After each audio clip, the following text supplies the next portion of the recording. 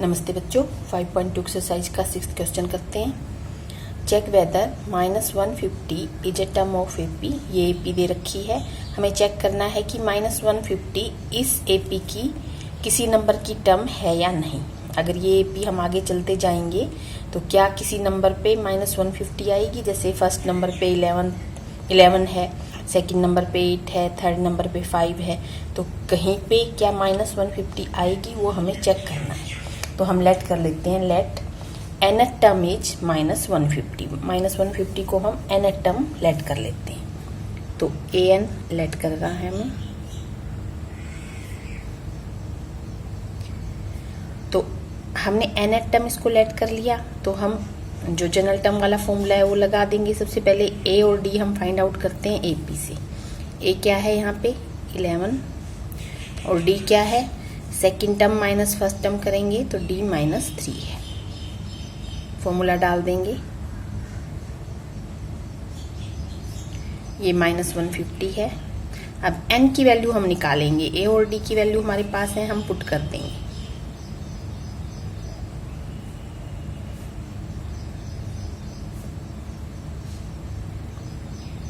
Eleven उस तरफ जाएगा,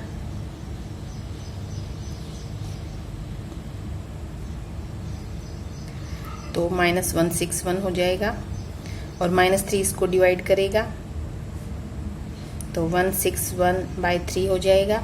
और n की वैल्यू क्या आएगी, 1 इस तरफ जाएगा और हम ऐड करेंगे उसको, तो हमारे पास आ गया है एलसीएम वगैरह लेके 164/3। तो ये फ्रैक्शन में आ गया है। किसी भी टर्म का नंबर फ्रैक्शन में नहीं हो सकता, माइनस में नहीं हो सकता, नेगेटिव नहीं हो सकता, फ्रैक्शन में इस तरह से नहीं हो सकता। वो हमें पूरा पूरा नंबर चाहिए, तो मतलब पूरा इंटीजर चाहिए, पॉजिटिव इंटीजर।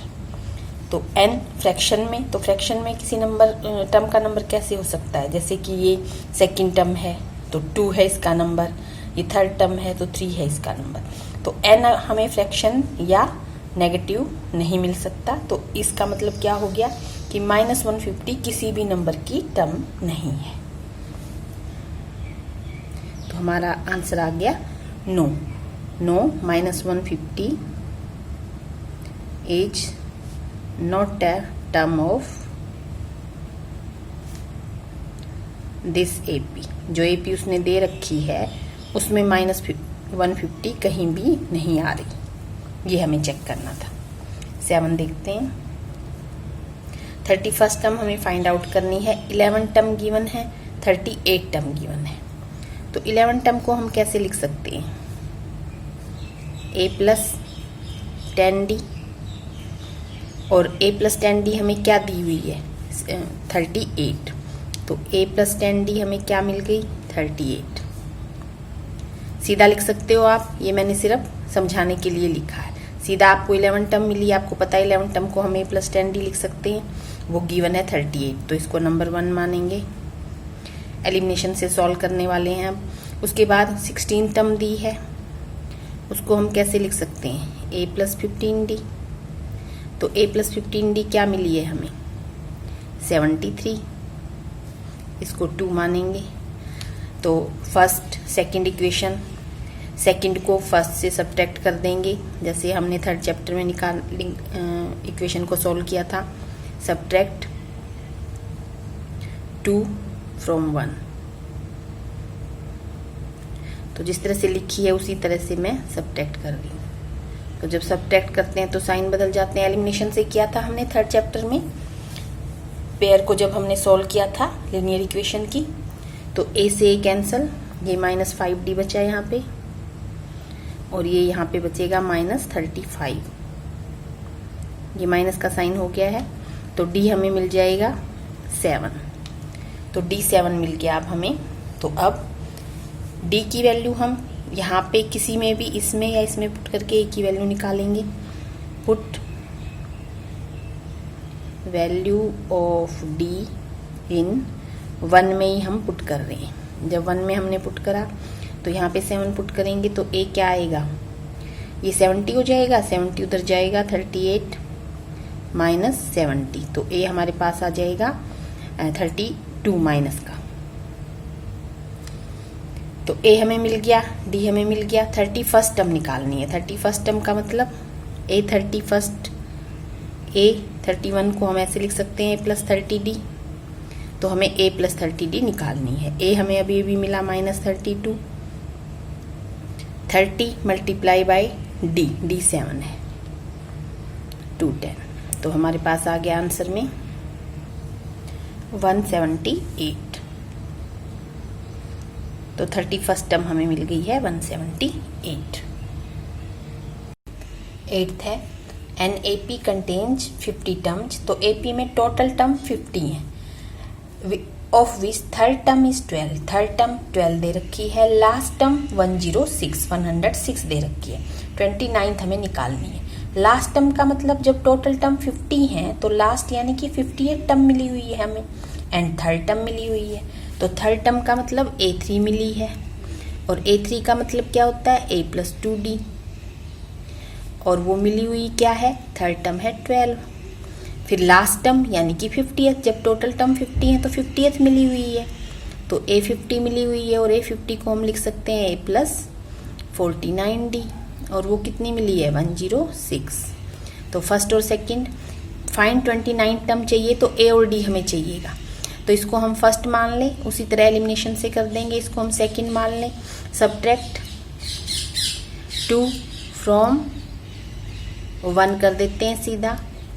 तो सब्ट्रैक्ट किया तो सबका साइन चेंज करेंगे, माइनस माइनस माइनस, ये कैंसल। 49 - 2 47, माइनस का ही 47D, और ये कितना बचेगा माइनस का 104, माइनस का 104 नहीं, ये बचेगा हमारे पास 94 माइनस, और D क्या आ जाएगा 47, इसको डिवाइड करेगा तो माइनस से माइनस कैंसिल हो जाएगा। 47 2 जा 94, तो D आ गया 2। Put value of D in, first में कर देते हैं put value of D।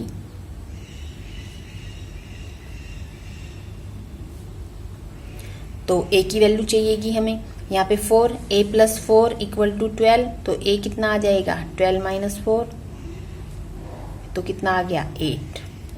A मिल गया, D मिल गया, बस 29 टर्म निकालनी है। 29 टर्म का मतलब A29 निकालनी है, और उसको हम कैसे लिख सकते हैं A + 28D, और A क्या मिला है अभी अभी हमें 8 + 28 मल्टीप्लाई बाई 2 करेंगे तो कितना आ जाएगा 56, और 56 + 8 करेंगे तो आ जाएगा 64। तो जो 29 टर्म है वो हमारे पास आ गई है 64। 9th, third and 9th term of an AP are 4n - 8, which term of this AP is 0। तो 0 कौन से नंबर की टर्म है ये हमें फाइंड आउट करना है। थर्ड एंड 9th टर्म दे रखी है, तो हमें एक तरह से जैसे पीछे किया था n ही फाइंड आउट करना है, nth टर्म 0 मान के। तो सबसे पहले A और D चाहिएगा, उसके लिए थर्ड और 9th टर्म से हम A और D निकालेंगे। तो थर्ड टर्म का मतलब A3, और A3 का मतलब A + 2D, और वो कितनी दे रखी है 4। 9 टर्म का मतलब A9, और उसको हम लिखेंगे A + 8D, और वो दे रखी है -8। ये फर्स्ट, ये सेकंड। सब्ट्रैक्ट 2 फ्रॉम 1, जब सब्ट्रैक्ट करा तो साइन चेंज हो गए, ये कैंसल, और ये हो गया -6D, और ये हो गया 12, और D हमें मिल गया है यहाँ से -2। पुट वैल्यू ऑफ D इन 1,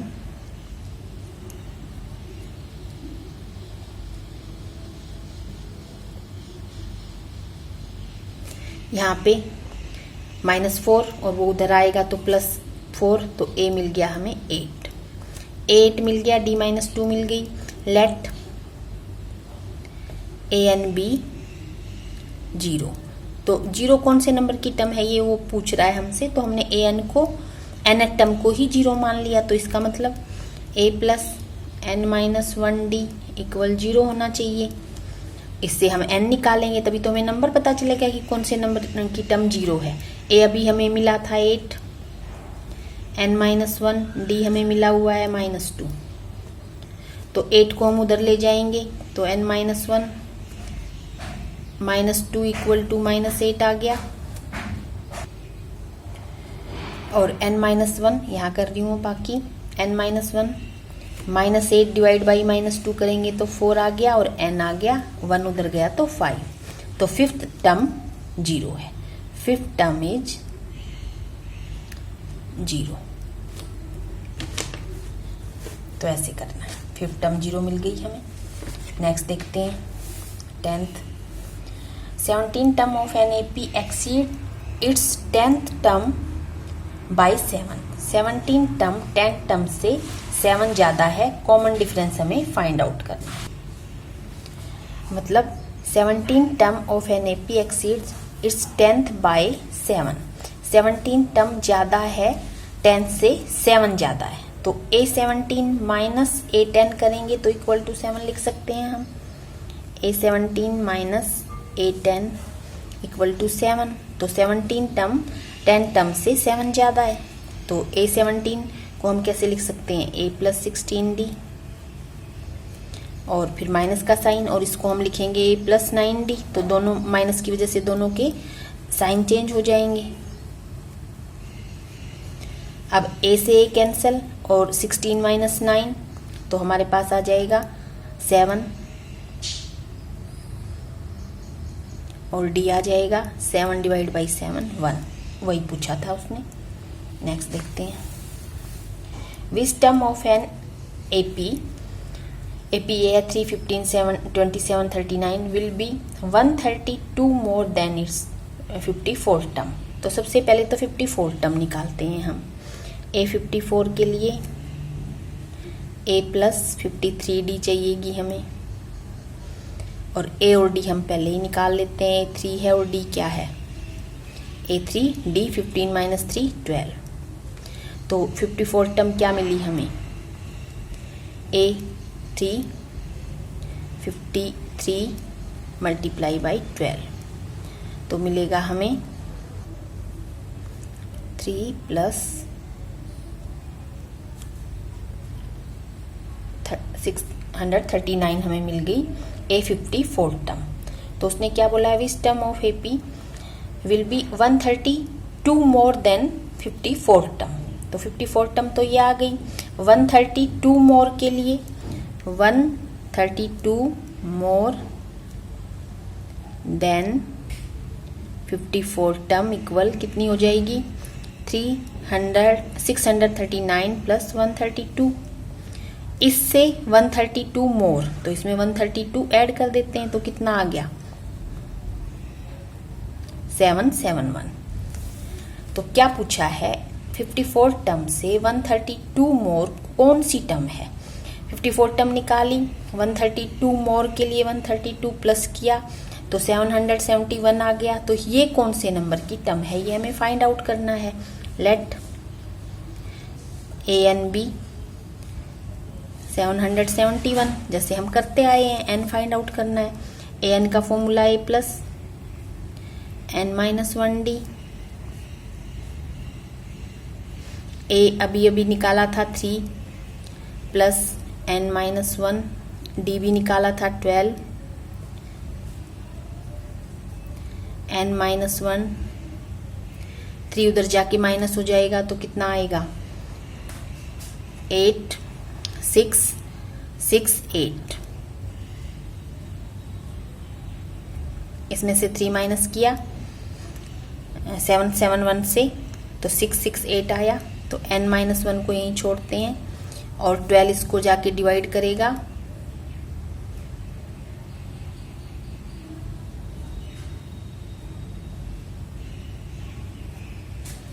तो देखते हैं क्या आएगा। तो ये बनेगा, ये 7 आया है,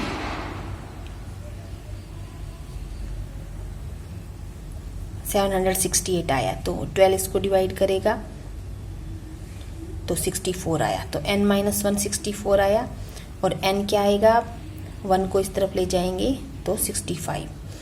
तो n 65 आया। इसका मतलब 65th टर्म ये 771 है। तो 65th टर्म इज 771। तो इस तरह से करना है। नेक्स्ट देखते हैं 12। 2 APs have same common difference. Common difference 2 AP हैं, सेम है। Between 100 term, difference between 100 term 100 है, डिफरेंस बिटवीन 1000 टर्म हमें निकालना है। तो 2 AP हैं, तो लेट फर्स्ट टर्म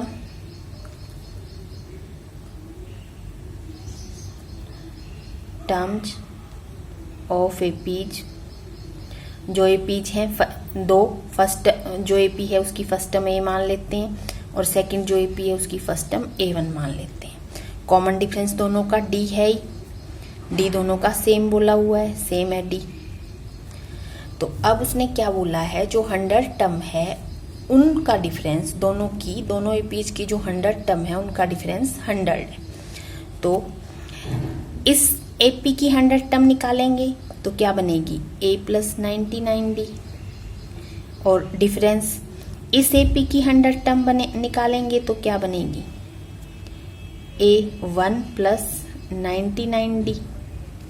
क्यों यहाँ पे क्यों लिखा, कॉमन डिफरेंस तो दोनों का सेम है। एक जो फर्स्ट AP है उसकी फर्स्ट टर्म हमने A लेट करी है और जो सेकंड AP है उसकी फर्स्ट टर्म हमने A1 लेट करी है, और दोनों का की 100 टर्म का डिफरेंस 100 ही दे रखा है। तो देखो जब इसको हम खोल देंगे तो यहाँ पे A + 99D माइनस A1, दोनों का साइन माइनस का हो जाएगा और ये कैंसिल होके हमारे पास क्या आ गया, A - A1 = 100 आ गया। और इसको हम 1 मान लेते हैं, 1, इसको हमने 1 लेट कर लिया। अब उसने बोला है 1000 टर्म का डिफरेंस बताओ। तो डिफरेंस ऑफ 1000 टर्म,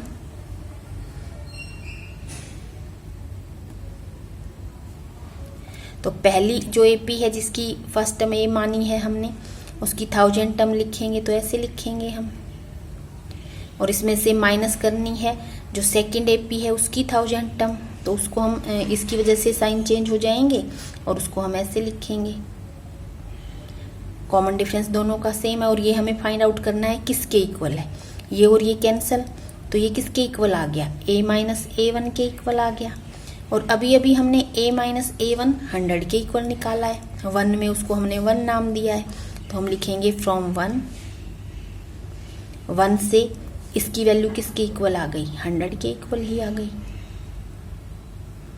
तो A - A1 हमारे पास 100 ही था जो हमने लिख दिया।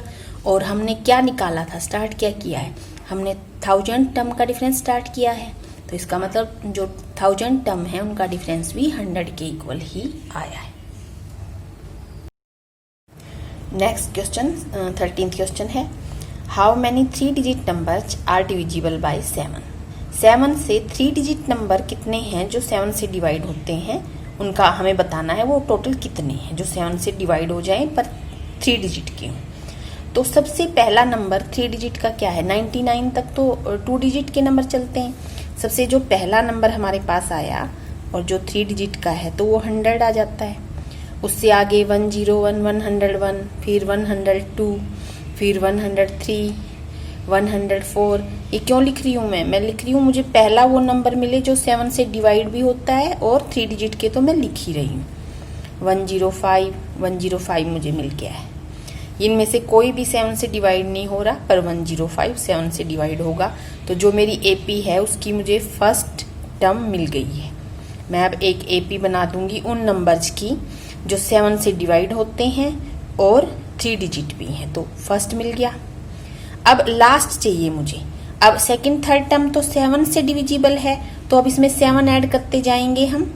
नेक्स्ट एक तरह से 7 की टेबल चलेगी, 7 ऐड करते जाएंगे तो मुझे सेकंड टर्म मिल जाएगी, जैसे 112 मिल गई, फिर 119 मिल जाएगी। अब मुझे लास्ट टर्म और चाहिए, तो लास्ट 3 डिजिट नंबर क्या है, 999। अब इससे उल्टा चलेंगे, फिर 998, क्या 7 से डिवाइड होगा, नहीं। 997 नहीं हो रहा, फिर 996 नहीं हो रहा, फिर 995 भी नहीं होगा, 994 हो जाएगा। तो अब उल्टा चला है मैंने, 9 से फिर 998, 3 डिजिट, लास्ट 3 डिजिट नंबर है 999, उससे उल्टा चलेंगे छोटे की तरफ, छोटे नंबर की तरफ 998, और चेक करते जाएंगे 7 से डिवाइड कौन सा होगा। तो ऐसे चलते चलते हमें 994 जब मिला तो वो हमें 7 से डिविजिबल है, 7 से डिवाइड होता है, तो वो हमारी लास्ट टर्म हो गई। तो अब ये एपी बन गई। तो जब भी इस तरह से बोला जाएगा डिविजिबल बाय 7 या मल्टीपल ऑफ किसी नंबर का, तो जो नंबर है कॉमन डिफरेंस तो वही नंबर होगा। अब जैसे डिविजिबल बाय 7 बोला है तो कॉमन डिफरेंस 7 ही होगा, या मल्टीपल ऑफ 7 बोलता तो भी कॉमन डिफरेंस तो 7 ही होगा। चेक भी हम कर सकते हैं, हमने लिखा ही 7 की टेबल बना के है अपनी एपी को। तो अब ए हमें मिल गई है, डी हमें 7 ही मिलेगा, डिविजिबल बाय 7 बोला है।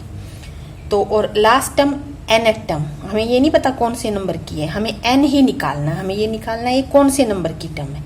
इसका नंबर मिल जाएगा तो हमें मिल जाएंगी कि टोटल टर्म इसमें कितनी है। तो an भी मिली हुई है, an क्या है 994, an का फॉर्मूला डाल देते हैं, a प्लस n-1d। क्या निकालना है, हमें निकालना है n। तो a अभी मिला है 105, d 7 है, n-1, 7 को यहीं हम रखते हैं, 105 उधर जाएगा, तो कितना बचा हमारे पास, हमें मिला, तो ये मिलेगा हमें 889, n-1 और 7 अब इसको डिवाइड करेगा तो n-1 क्या आएगा बाय 7, इसको डिवाइड करेंगे, कैंसिल करेंगे, 127। अब ये उस तरफ आएगा 1 तो n आ जाएगा, 1 इधर आके ऐड होगा तो 129। तो n क्या है 129। तो इसका मतलब टोटल जो टर्म्स हैं इसके अंदर जो हमने एपी बनाई वो 129 है। तो हमारे पास 129 ऐसे नंबर हैं जो 3 डिजिट भी हैं और 7 से डिवाइड भी होते हैं। तो अब हम क्या लिखेंगे, क्या पूछा था, how many 3 digit numbers are divisible by 7। There are 129 numbers divisible by 7। 9 3 digit number, 3 digit बोला है उसने। There are 129 3 digit numbers divisible by 7। तो इस तरह से हमें करना है। नेक्स्ट इसी तरह का क्वेश्चन है, तो ये इंपॉर्टेंट क्वेश्चन है इस तरह के।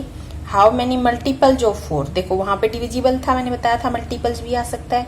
Multiples of 4 lie between 10 and 250। तो मल्टीपल बोला है तो कॉमन डिफरेंस तो 4 ही होगा, पहली चीज तो हमें पता चली जाती है। तो अब 4 के मल्टीपल, मतलब 4 के मल्टीपल का मतलब भी वही हो गया जो 4 जिनको पूरा पूरा डिवाइड कर दे। 10 और 250 के बीच में वो नंबर कितने होंगे जो 4 के मल्टीपल हैं, मतलब 4 की टेबल में आते हैं या 4 उनको पूरा पूरा डिवाइड करता है। तो हम स्टार्ट करते हैं। 10 के बाद इसके बीच में बोला है तो 10 हमें नहीं लेना, बिटवीन बोला है तो 10 नहीं लेना हमें, और 250 भी नहीं लेना। 10 के बाद हम स्टार्ट करते हैं। फर्स्ट नंबर हमारा क्या है 11 आएगा, ये 4 से डिवाइड हो रहा है, नहीं हो रहा। फिर आएगा 12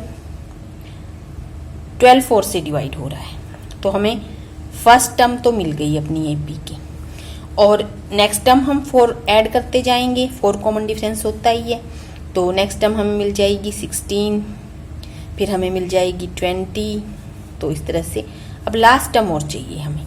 तो 250 तो हमें लेना नहीं, तो 250 से छोटा नंबर 249। चेक करेंगे क्या 4 से डिवाइड होगा, नहीं हो रहा। 248, हाँ 248 4 से डिवाइड हो जाएगा। तो लास्ट टर्म भी हमें मिल गई है 248। तो ए हमें मिल गई है और डी हमें पता ही है 4 होगा, और ए एन हमें मिल गई है। बस ए एन का फॉर्मूला डाल के और एन निकाल लेंगे। ए प्लस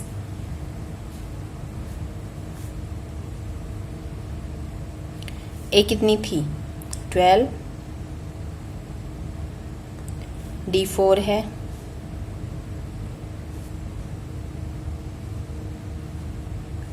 इधर आके माइनस होएगा तो ये बचेगा 6 और n-1 4 इसको डिवाइड करेगा,